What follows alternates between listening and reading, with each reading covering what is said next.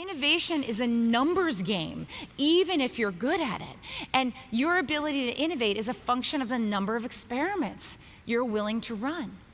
That's logic that has been absorbed wholesale by Amazon, which of course is innovating more comprehensively and more quickly than any organization out there. It's eating the world, as we see every day in the headlines. You know, Amazon Prime, Amazon Web Services, Amazon Go, Amazon Echo.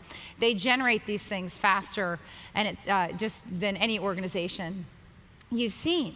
And I think what's really important is that almost every single one of those offerings began life in what they call a web lab, an experimental method that they've created to prototype new offerings. And very importantly, just as with any portfolio of experiments, for every Amazon Web Services that is now a $20 billion a year business, there are a bunch of Amazon Fire Phones, right? Outright duds. And that's really important to understand. And I think Jeff Bezos has absorbed this logic as well, that if you want to find new opportunities, you will encounter failure along the way. In fact, he goes so far, this is a recent letter to his stakeholders, where he says, look, we've become the best place on earth to fail. I don't know about you, but I have never heard another CEO brag that failure is his company's core competence. But it's really important, right? That logic.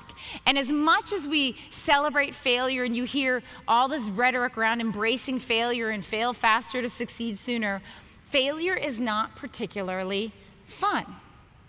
In the business world, we revere expertise, mastery, the experience curve. We want answers. We're not comfortable with uncertainty, right? We've created this cult of knowledge where you generated all this fear of being wrong, fear of not having the answer, fear of being different, fear of screwing up. And I think the question I want to leave you with as leaders is that how do you unshackle yourself from all of that fear, all of that judgment, all of that precedent that keeps you from inventing the new, from winning the future, as we're talking about at this event here? How do you do that? How do you develop strategies for learning as fast as the world is changing?